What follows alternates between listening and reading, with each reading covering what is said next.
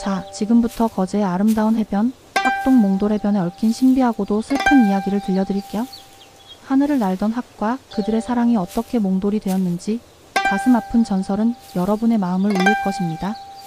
편안한 마음으로 이야기 속으로 빠져들어 보세요. 아주 먼 옛날, 지금의 학동 몽돌해변이 있기 전 그곳은 아름다운 연못과 푸른 숲이 어우러진 평화로운 땅이었습니다. 맑은 물이 흐르는 연못가에는 수많은 학들이 떼를 지어 살고 있었지요. 학들은 우아하고 아름다운 자태를 뽐내며 날마다 푸른 하늘을 날아다녔습니다. 그 중에서도 특히 눈부시게 하얀 깃털을 가진 암컷 학과 늠름하고 용맹한 수컷 학이 있었습니다. 두 학은 서로를 깊이 사랑하며 영원히 함께할 것을 약속했지요. 두 학의 사랑은 무학들의 부러움을 샀습니다. 그들은 함께 맑은 연못에서 물을 마시고 하늘 높이 날아올라 서로의 깃털을 다듬어주며 행복한 나날을 보냈습니다. 그들이 연못가에 앉아있을 때 그들의 그림자는 마치 한 쌍의 학처럼 아름답게 비쳤습니다. 마을 사람들은 이 학들의 사랑을 보며 저 학들의 사랑은 영원할 것이다 라고 말했지요. 그런데 평화롭던 연못에 갑자기 불길한 기운이 맴돌기 시작했습니다. 하늘나라에서 신선들의 궁전인 선계로 올라가던 용이 그만 여의주를 잃어버리고 만 것입니다. 용은 여의주를 찾기 위해 온 세상을 헤매고 다녔지요. 용은 여의주가 맑은 기운을 내뿜는 곳에 있을 것이라 생각하고 학들이 살고 있는 연못으로 찾아왔습니다.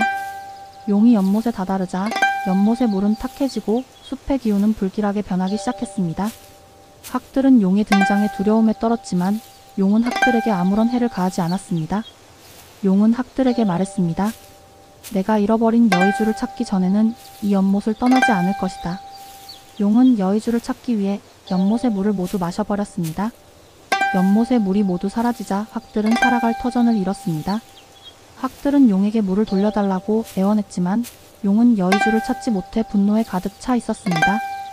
용은 학들에게 내 여의주를 찾지 못하면 이 연못은 영원히 마른 채로 남을 것이다 라고 말하며 학들을 위협했지요. 사랑하는 두 학은 다른 학들과 함께 연못을 떠나야 할 처지에 놓였습니다. 그러나 수컷 학은 암컷 학을 두고 떠날 수 없었습니다. 그는 암컷 학에게 말했습니다. 사랑하는 나의 짝이여, 나는 이곳을 떠날 수 없다.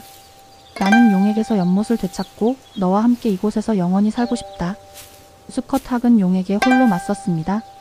그는 용에게 달려들어 용의 비늘을 쪼고 날개로 용의 몸을 내리쳤습니다. 그러나 용의 힘은 학의 힘을 훨씬 뛰어넘는 것이었습니다. 용은 분노에 가득 차 수컷 학을 공격했습니다. 수컷 학은 용의 공격에 속수무책으로 당했고 그의 날개는 갈기갈기 찢겨나갔습니다. 이 모습을 본 암컷 학은 비명을 지르며 수컷 학에게 달려갔습니다. 오, 나의 사랑이여, 어찌하여 홀로 싸우셨습니까? 암컷 학은 수컷 학의 상처를 보며 슬피 울었습니다. 수컷 학은 마지막 남은 힘을 다해 암컷 학에게 말했습니다. 사랑하는 나의 짝이여, 내가 너를 지키지 못해 미안하다. 부디 너는 다른 곳으로 가서 행복하게 살아가거라. 암컷 학은 수컷 학의 유언을 듣고 울음을 터뜨렸습니다. 그러나 그녀는 수컷 학을 혼자 두고 떠날 수 없었습니다. 그녀는 용을 향해 달려들었고 용은 암컷 학마저 공격했습니다. 암컷 학의 날개도 찢겨나갔고 두 학은 결국 서로의 품에 안겨 죽음을 맞이했습니다. 용은 두 학의 죽음을 보고도 자신의 여의주만 찾으려 했습니다. 용은 다시 연못의 바닥을 헤집고 다녔지만 여의주는 찾을 수 없었습니다. 용은 결국 분노에 가득 차 하늘로 올라가 버렸습니다. 용이 떠난 후 마른 연못은 다시 평화를 되찾았습니다. 그런데 이상한 일이 벌어졌습니다. 연못가에 죽어있던 두 학의 시신이 돌멩이로 변하기 시작한 것입니다. 두 학의 날개가 찢겨나간 자리에 몽글몽글하고 둥근 돌들이 생겨났습니다. 이 돌들은 두 학의 눈물처럼 맑고 그들의 사랑처럼 아름다웠습니다.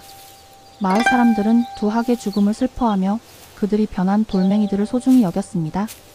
사람들은 그 돌들을 몽돌이라 불렀습니다. 몽돌은 몽글몽글한 돌이라는 뜻으로 두 학의 사랑이 깃든 돌이었지요.